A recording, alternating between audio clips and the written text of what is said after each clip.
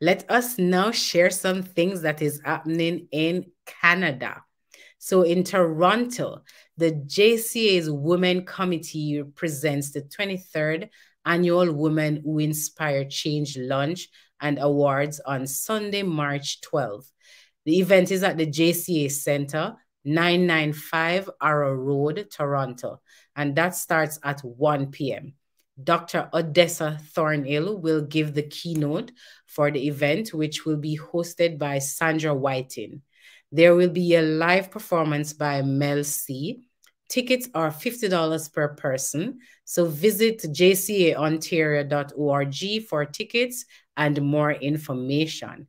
And in Calgary, my spot, the Jamaican Canadian Association of Alberta, my association, is hosting a karaoke night on March 18th at the JCA building that's located at 611 3208 8th Avenue Northeast. The action starts at 6 p.m. sharp. Refreshments will be on sale. Bring cash so you can buy out the bar. Well, yeah, buy out the bar. All are welcome. Bring a friend, a friend, as much people as you can. And now, just a little bit of news from Yard. Teachers again reject the wage offer that was offered to them by the government. So delegates of the Jamaican Teachers Association, JTA, this week voted to reject the latest wage offer from the government. Delegates voted on Wednesday at a meeting held at the Michael University College in St. Andrew. A total of 578 ballots were issued, with 574 delegates voting.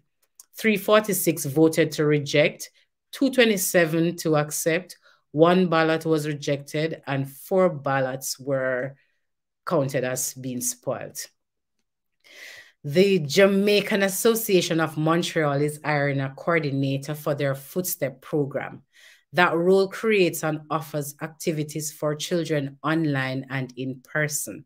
The perfect candidate should have studied and have experience in social work and daycare setting. Call Diane at 438-390-7763 for more information.